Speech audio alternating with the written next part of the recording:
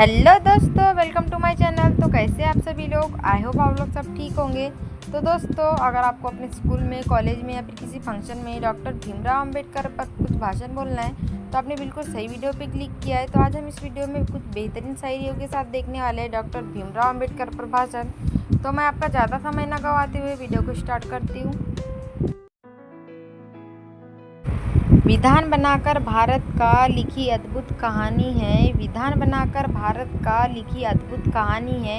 याद करें उस भीम को, संविधान जिसकी निशानी है, संविधान जिसकी निशानी है। सबसे पहले युग बोधक, संविधान निर्माता, हमारे महान प्रेरणा स्रोत डॉक्टर भीमराव अंबेडकर जयंती पर उन्हें श्रद्धा सुमन अर्पित करती हूँ।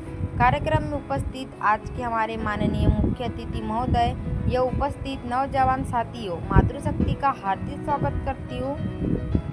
भारत भूमि पर अनेक महापुरुषों ने जन्म लिया। भारत की धरती को महान आत्माओं की धरती माना जाता है। आज के दिन एक ऐसे युग पुरुष का जन्म हुआ जिन्होंने पूरी उम्र मानव धर्म के लिए समर्पित कर दी,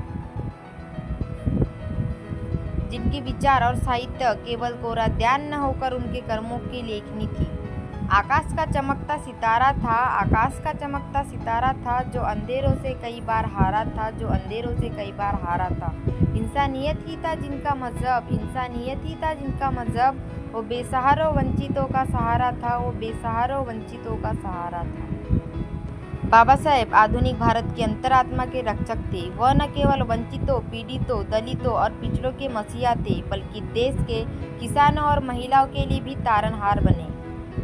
जिन्होंने कहा था, नारी राष्ट्रीय की निर्मात्री है, हर नागरिक उसकी गोद में पलकर बढ़ता है। नारी को जागरूक किए बिना राष्ट्र का विकास संभव नहीं है।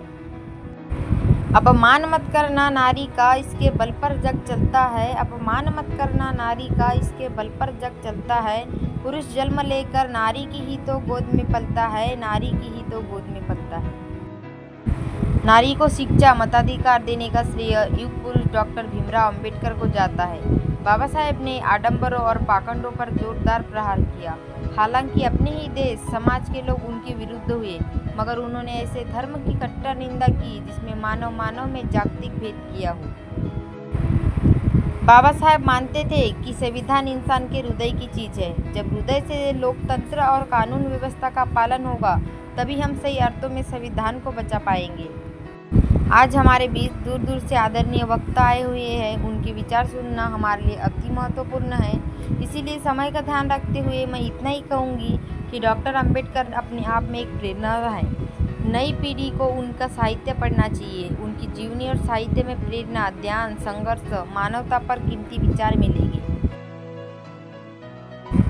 इन्हीं शब्दों के साथ एक बार पुनः माननीय मुख्य अतिथि महोदय का धन्यवाद व आभार व्यक्त करती हूँ, जो आप आए और हमें प्रेरित किया। सभी नौजवान साथी और आदरणीय सदस्यों का धन्यवाद जो इस कार्यक्रम का सफल आयोजित किया।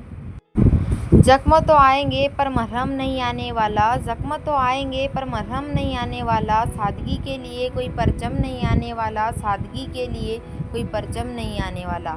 आगे आने वाले कई सदियों को तरसना होगा, आगे आने वाली कई सदियों को तरसना होगा। बाबा साहेब जैसा युग परिवर्तक नहीं आने वाला, बाबा साहेब जैसा युग परिवर्तक नहीं आने वाला। जय हिंद, जय भारत।